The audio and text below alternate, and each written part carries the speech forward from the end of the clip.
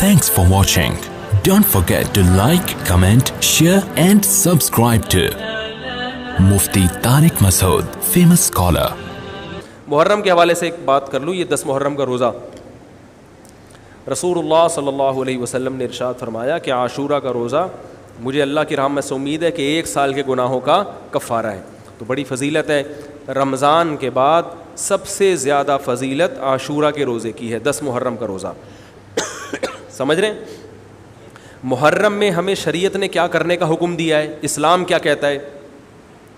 پہلی بات, اسلام یہ کہتا ہے کہ محرم میں روزے رکھنا دوسرے مہینوں کی نسبت زیادہ ثواب ہے. رمضان کے بعد تو زیادہ سے زیادہ روزے رکھیں, اور اسپیشلی 10 محرم کا روزہ 1 سال کے گناہوں کا کفارہ ہے, یہ اور زیادہ ثواب ہے. پورے محرم نہیں رکھے جاتے تو کیا کرنا ہے, 10 محرم کا رکھنا ہے. حدیث میں آتا ہے کہ آپ نے حکم دیا 2 روزے ملا کے رکھو, کیونکہ یہودی جو تھے وہ 1 روزہ رکھتے تھے, صحیح ہے نا. تو یہودیوں سے مشابہت سے بچنے کے لیے ہمیں حکم دیا کہ اس کے ساتھ ایک اور روزہ ملائیں. تو علماء یہ کہتے ہیں کہ آج کل یہودی 10 محرم کا روزہ نہیں رکھتے, تو اب مشابہت ختم ہو گئی ہے.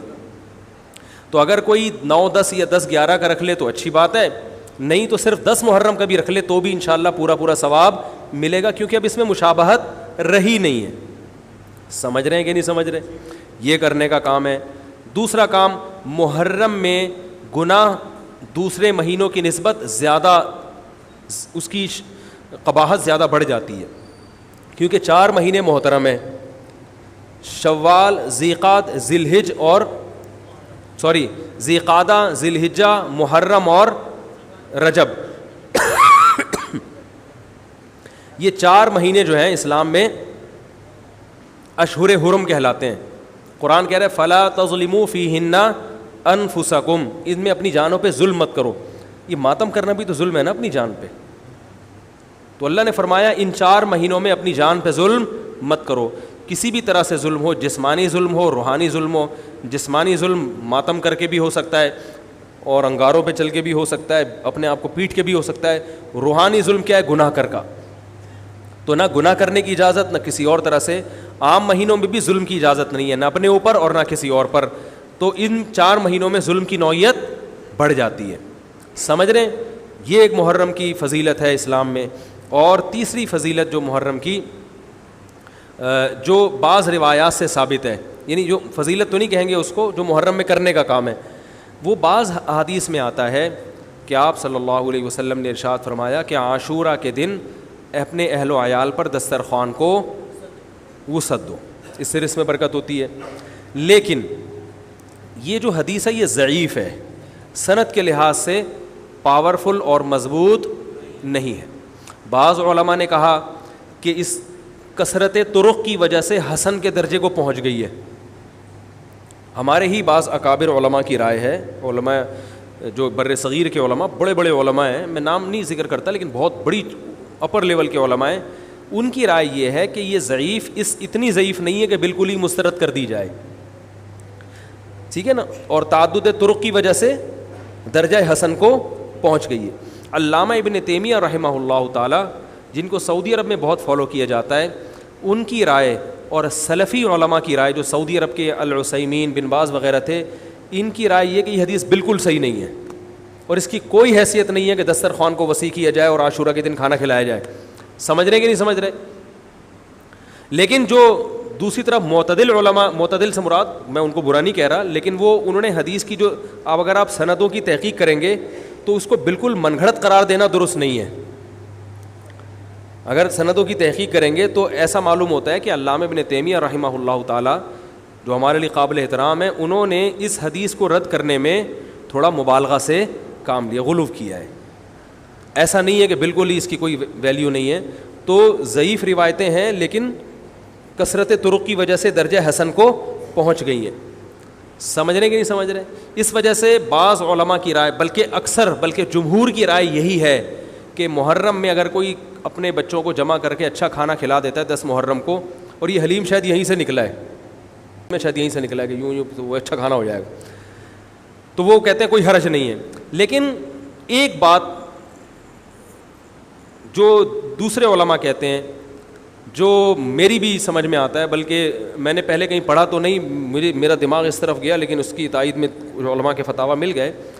دیکھو اگر کوئی حدیث ضعیف ہو یا حسن ہو تو صرف حسن ہونا کافی نہیں ہے, یہ دیکھا جائے گا کہ یہ دوسری صحیح حدیثوں سے ٹکرا تو نہیں رہی ہے. یہ بھی ایک فقہ کا اصول ہے کہ اگر ایک کمزور چیز ہے لیکن وہ طاقتور دلیل سے ٹکرا رہی ہے تو پھر اس کمزور چیز کو بالکل رد کیا جائے گا.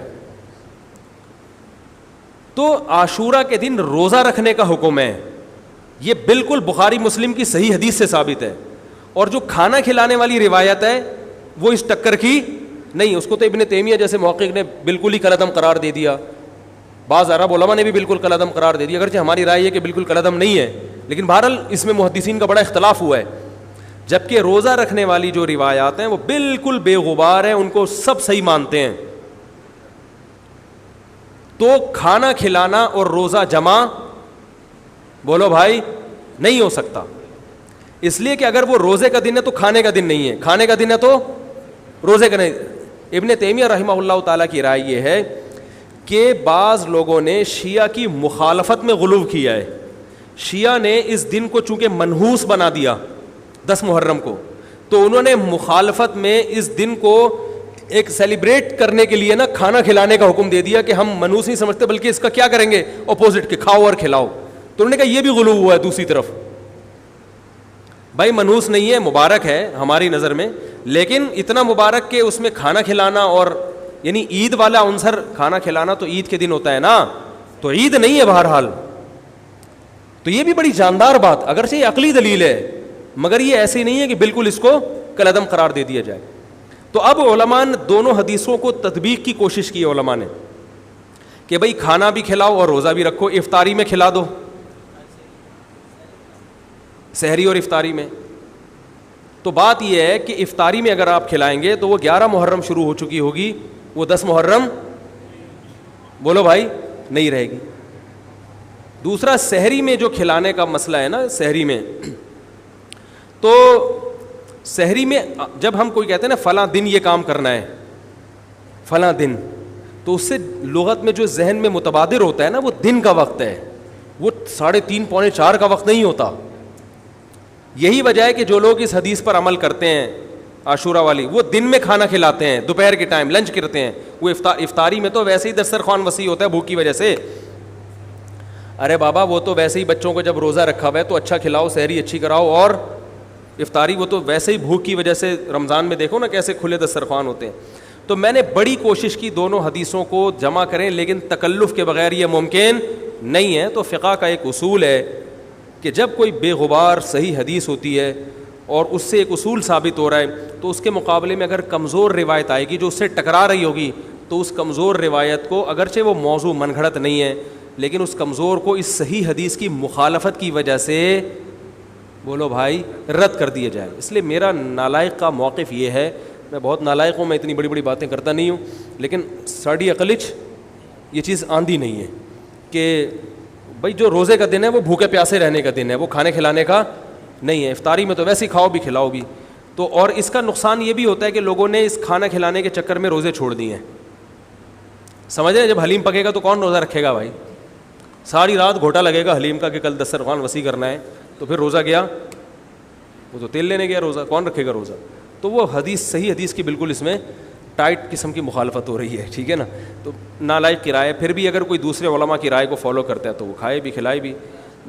میں کہتا ہوں جو مضبوط چیز ہے اس کو لینا چاہیے, جو کمزور چیز ہے اس کو چھوڑ دینا چاہیے. ہمارے حضرت مفتی رشید احمد صاحب رحمہ اللہ ایک بات کہتے تھے کہ جہاں کھانا کھلانے کی حدیث آئے گی نا وہاں مسلمان اس کو لے ہی لے گا. کھانے پینے کی جہاں بات آئے گی مسلمان کیا کرتا ہے, وہ کہتا ہے بھائی یہ صحیح ہے, یہ بالکل صحیح حدیث ہے, ٹھیک ہے نا. وہ کیا کرتا ہے, جن علماء کی تحقیق ہے وہ تو تحقیق سے کہہ رہے ہیں, لیکن عام پبلک کی عادت یہ ہوتی ہے کہ فتویٰ بھی اسی کا فالو کریں گے جہاں کھلانے کا تذکرہ آ رہا ہو. تو اب ہمارے کہتے ہیں جہاں کھانا کھلانے کی بات آئی مسلمان کہتا ہے بس یہ بالکل صحیح بخاری کی طرز پر ہی, بخاری کی شرط پر ہی حدیث. تو بھائی بھوکا رہنا عبادت ہے, بھوکا رہنا سنت ہے. بچوں کو تو ویسے ہی کھلاؤ عاشورہ ہو یا نہیں ہو, اور سحری افطاری کرا دو اچھی سی, روزہ رکھواؤ. اور جو بالکل چھوٹے بچے ہیں وہ تو ویسے ہی کھاتے رہیں. تو اس لیے, اور پھر اس کا نقصان کیا ہو رہا ہے, حلیم کے گھوٹے لگ رہے ہیں پوری رات بیٹھ کے, اس کے الگ نقصانات ہیں, سبیلیں لگ رہی ہیں. حضرت حسین رضی اللہ تعالیٰ عنہ تو کربلا میں شدید گرمی میں بھوکے اور پیاسے اپنی جان دیتے ہیں, اور یہاں ہم کیا کر رہے ہیں, کھانا کھا رہے ہیں, دیگیں پکا رہے ہیں, شربت پی رہے ہیں. تو یہ بات عقل میں آنے والی نہیں ہے.